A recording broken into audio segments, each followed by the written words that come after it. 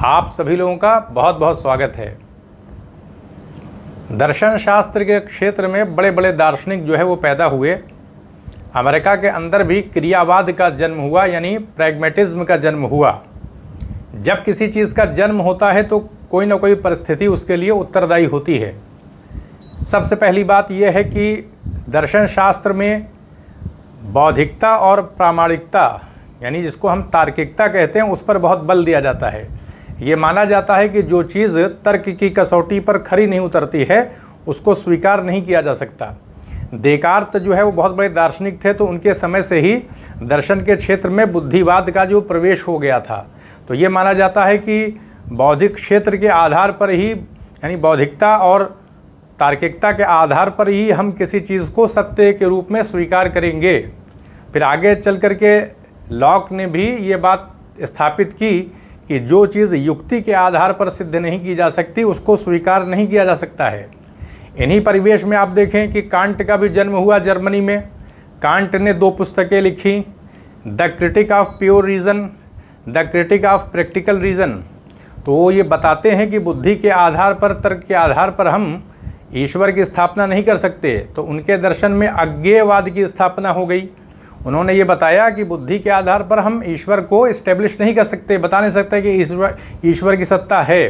तो उनकी जो पहली पुस्तक थी the critique of pure reason, उसके आधार पर फिर बाद में जाकर के उन्होंने बताया the critique of practical reason, बताया कि हम प्रयोग के आधार पर किसी चीज़ के बारे में सही तौर पर बता सकते हैं, बुद्धि के आधार पर सही तौर पर हम किसी चीज़ के बारे में नहीं बता सकते। इन्हीं परिवेश में अमेरिका के अंदर बुद्धि और यानी क्रिया में संघर्ष चल रहा था कि हम किसी चीज़ का अगर अर्थ देते हैं या मीनिंग के बारे में बताते हैं तो किसी चीज़ के अर्थ का निरूपण कैसे करें, हम बुद्धि के आधार पर करें कि हम क्रिया के आधार पर करें। तो इन्हीं परिस्थितियों में चार्ल्स सैंडर्स पर्स जो हैं, इनका जन्म 1839 से, यानी ये पैदा हुए थे 1914 में इनकी डेथ हुई थी। तो इन्होंने क्रियावाद की स्थापना किया, यानी अमेरिका के अंदर इसका बीजारोपण किया प्रैग्मेटिज्म का, और ये बताया कि क्रिया के आधार पर, प्रयोग के आधार पर हम अर्थ का निरूपण करते हैं। जैसे हम अगर कहें कि पत्थर कड़ा होता है तो जब तक हम प्रयोग नहीं कर लेंगे तब तक हम कोई भी निर्णय पत्थर के बारे में नहीं कर सकते। तो थोड़ा सा देख लेते हैं कि जो क्रियावादी विचारधारा है उसके कौन कौन से दार्शनिक है, कुछ तथ्यात्मक बातें हैं तो उनको भी देख लेना चाहिए। तो देखिए, जो ये क्रियावाद है अगर देखा जाए तो इसको व्यापक करने में, इसको जो है वो पल्लवित करने में विलियम जेम्स का बहुत बड़ा योगदान रहा है। तो विलियम जेम्स ने लेकिन इसका बीजारोपण किया था, इसकी स्थापना चार्ल्स सैंडर्स पर्स ने की थी क्रियावाद की। बाद में इसको विस्तृत करने में विलियम जेम्स का भी बहुत बड़ा हाथ है। फिर आप देखें, जब चार्ल्स सैंडर्स पर्स की 1914 में मृत्यु हो जाती है तो हार्वर्ड विश्वविद्यालय ने जो है वो कलेक्टेड पेपर्स के नाम से, यानी हार्वर्ड विश्वविद्यालय ने कुछ, मतलब इनकी पुस्तकों का इनके जो भी लेटर्स थे, जो भी इनके पत्र थे निबंध के रूप में लिखे थे, उसको जो है वो संपादित करके प्रकाशित किया। बाद में कलेक्टेड पेपर्स के नाम से 6 खंडों में इनकी पुस्तक जो है वो प्रकाशित हुई। फिर बाद में प्रोफेसर बकलर ने the philosophy of the purse के नाम से किताब प्रकाशित किया। तो इनके मरने के बाद, क्योंकि जब तक ये जीवित थे तो बहुत ज़्यादा ख्याति, क्योंकि शुरुआती दौर था क्रियावाद का, तो इनको बहुत प्रसिद्धि नहीं मिल पाई। लेकिन विलियम जेम्स की वजह से जो है फिर इनको प्रसिद्धि मिली और आगे जाकर के चार्ल्स सैंडर्स पर्स जो है वो काफ़ी विख्यात हो गए। पर्स के बारे में कहा जाता है कि ये बहुत बड़े तर्कशास्त्री, मतलब कह सकते हैं तर्कशास्त्री भी थे, क्योंकि अगर तर्कशास्त्र के क्षेत्र में देखा जाए तो सिंबॉलिक लॉजिक जो है, जिसको कि प्रतीकात्मक तर्कशास्त्र कहा जाता है, उसके क्षेत्र में बहुत बड़ी देन थे इनकी। इसी तरीके से संभाविता सिद्धांत है, प्रोबेबिलिटी थ्योरी है, उसमें भी इनका बहुत बड़ा योगदान है। इंडक्टिव लॉजिक जो है, आगमनात्मक तर्कशास्त्र, उसमें भी बहुत बड़ा योगदान है। तो बहुत बड़े तर्कशास्त्री भी थे ये पर्स। तो इनका जो सिद्धांत है उसे अभी आपके सामने रखा जाएगा कि किस तरह से ये अर्थ का निरूपण करते हैं। तो जैसे बताया कि जो सत्य का निरूपण होता है उसके लिए बताया कि पहले जो है देकार्त, लॉक, ये सारे विचारक जो है मानते थे कि बुद्धि के आधार पर ही हम सत्य का निरूपण कर सकते हैं, किसी चीज़ का हम अर्थ जो है वो स्थापित कर सकते हैं। लेकिन पर्स ने जो जाकर के कुछ दूसरी विचारधारा रखी थी।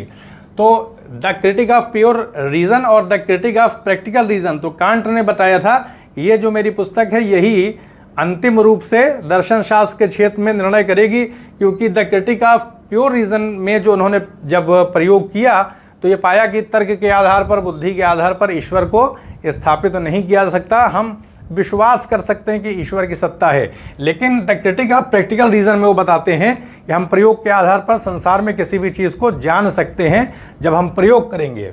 तो फिर अमेरिका के अंदर जो है वो इन्हीं परिस्थितियों में जब संघर्ष चल रहा था कि बुद्धि को माना जाए कि क्रिया को माना जाए, तो फिर क्रियावाद का जन्म हुआ। तो देखिए, चार्ल्स सैंडर्स पर्स हैं, विलियम जेम्स हैं, जॉन डुई हैं, शिलर हैं, ये सब दार्शनिक हैं। ये क्रियावाद को स्थापित करने में, उसको इस्टेब्लिश करने में इन दार्शनिकों का बहुत बड़ा योगदान है। तो फिर पर्स का जो सिद्धांत है, थ्योरी ऑफ मीनिंग, अर्थ सिद्धांत, तो इस आधार पर वो बताते हैं कि जो भौतिकता जो है वो अपूर्ण होती है, और आध्यात्मवाद को उन्होंने अस्पष्ट और भ्रमात्मक बताया। उन्होंने ये बताया कि जो भौतिकता होती है वो क्या हो जाती है, उसको अपूर्ण बताते हैं, पूर्ण नहीं है। भौतिकता के आधार पर हम कोई निर्णय नहीं कर सकते कि हम भौतिक चीज़ों को देख करके उसका अर्थ बता दें। फिर वो बताते हैं कि जो आध्यात्मवाद है, अगर हम आध्यात्मिकता की बात करें तो वो अस्पष्ट हो जाती है, उसके बारे में कोई स्पष्टता दिखाई नहीं पड़ती। तो वो ही बताते हैं, अर्थ का सिद्धांत देते हैं कि हम प्रयोग के आधार पर किसी चीज़ का अर्थ बता सकते हैं। जैसे अगर हमारे सामने एक पत्थर, हम कहते हैं कि पत्थर कड़ा होता है, तो पत्थर कड़ा होता है ये कैसे करेंगे, जब हम प्रयोग करेंगे, पत्थर को हाथ में लेंगे, छुएंगे, उसको देखेंगे कि ये ठोस है, दब नहीं रहा है, तो उस आधार पर हम प्रयोग करते हैं। तो प्रयोग दो आधारों पर होता है, एक तो पूर्ववर्ती क्रिया होती है, उसके बाद एक अनुवर्ती क्रिया होती है। पूर्ववर्ती क्रिया में प्रयोगात्मक पक्ष आता है, हम प्रयोग करते हैं, यानी क्रिया के आधार पर जांचने परखने का काम करते हैं। जैसे पत्थर को हाथ में लेते हैं, उसे हम दबाते हैं, छूते हैं, तो निर्णय करते हैं कि ये जो है वो मुलायम नहीं है बल्कि ये कठोर है। फिर हम ये निर्णय लेते हैं कि पत्थर जो है वो कड़ा होता है, ये सेंटेंस हमारा आ जाता है। तो प्रयोग के आधार पर कड़ापन का जो विचार आया, जो हमने एक मीनिंग दिया पत्थर को, वो प्रयोग के आधार पर दिया। इसलिए वो कहते हैं कि क्रियावाद के आधार पर ही हम क्या कर सकते हैं, किसी भी चीज़ के बारे में कोई निर्णय कर सकते हैं। विश्वास के बारे में भी वो बताते हैं कि जो हमारा विश्वास होता है वो भी प्रयोग के आधार पर ही निश्चित होता है। आगे चल करके आपके सामने एक छोटा सा वीडियो उन्होंने विश्वास के आधार पर जो बातें कही हैं तो उसको भी स्पष्ट करने का प्रयास किया जाएगा, ताकि विश्वास को लेकर के उनका जो मानना है वो भी आपके सामने स्पष्ट हो जाए। तो ये हमने देख लिया कि वो किस तरीके से बताते हैं कि प्रयोग के अभाव में जो है कोई भी विचार निरर्थक होता है।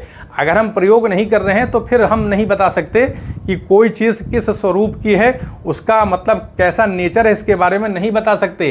तो इसलिए उन्होंने बताया कि विचार की सार्थकता जो है वो क्रिया पर ही है, यानी विचार की जो भी सार्थकता होगी, कोई भी विचार हम प्रकट कर रहे हैं तो वो विचार तभी सार्थक होगा जब उसके ऊपर क्रिया आरोपित की जाएगी, उसको चेक किया जाएगा। जैसे पत्थर के बारे में हमने कहा पत्थर कड़ा होता है, ये एक विचार है, लेकिन ये जब टेस्ट किया जाएगा, पत्थर को देखा जाएगा, तो फिर कोई नतीजा आएगा कि हाँ पत्थर जो है वो मुलायम नहीं होता बल्कि कठोर होता है। अगर हम ये ना करें तो हम ये भी कह सकते हैं कि पत्थर मुलायम होता है, ये भी तो कह सकते हैं।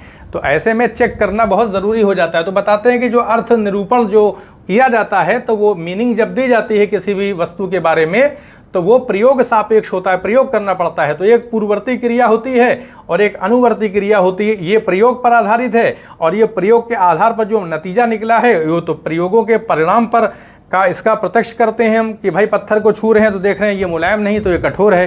तो प्रयोग के दो पक्ष हो जाते हैं, एक प्रयोगात्मक पक्ष होता है, उसका एक नतीजे वाला पक्ष होता है, तब जाकर हम ये कह सकते हैं। तो इसलिए वो बताते हैं कि अर्थ जो होता है वो प्रत्यक्षगत परिणामों से भिन्न कोई सत्ता नहीं है। वो ये निर्णय कर देते हैं कि जो मतलब अर्थ होता है, जब हम किसी चीज़ के बारे में जो मीनिंग देते हैं तो वो प्रत्यक्षगत जो परिणाम होते हैं उससे भिन्न उसकी कोई सत्ता नहीं होती है।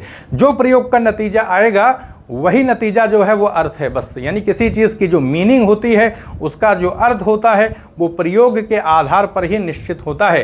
तो ये पर्स की विचारधारा थी, यानी अमेरिका के अंदर पूरी तरह से प्रैक्टिकल अप्रोच आप कह सकते हैं कि प्रयोग के आधार पर ही हम किसी भी विचार के बारे में कोई बात कह सकते हैं, चाहे वो विश्वास हो चाहे धारणा हो। किसी भी चीज़ को प्रयोग अगर उस पर किया जा रहा है और उसमें कोई एक नतीजा सामने आ रहा है तब उसके बारे में हम कुछ कह सकते हैं। अगर प्रयोग के आधार पर वैसा नतीजा नहीं आया तो फिर हम उसके आधार पर कोई अर्थ उस पर आरोपित नहीं कर सकते। तो यही क्रियावाद है जिसमें किसी भी चीज़ का अर्थ जो निश्चित किया जाता है तो प्रयोगों के आधार पर किया जाता है। तो फिर उनका जो एक विचार है विश्वास के बारे में, तो कई बातें उन्होंने विश्वास के बारे में बहुत सारी बातें की हैं। तो फिर कभी एक छोटे से वीडियो में आपके सामने उसको पेश किया जाएगा। तो यहीं पर अनुमति दें, चैनल को सब्सक्राइब भी करें, शेयर भी करें। आप सभी लोगों का बहुत बहुत धन्यवाद।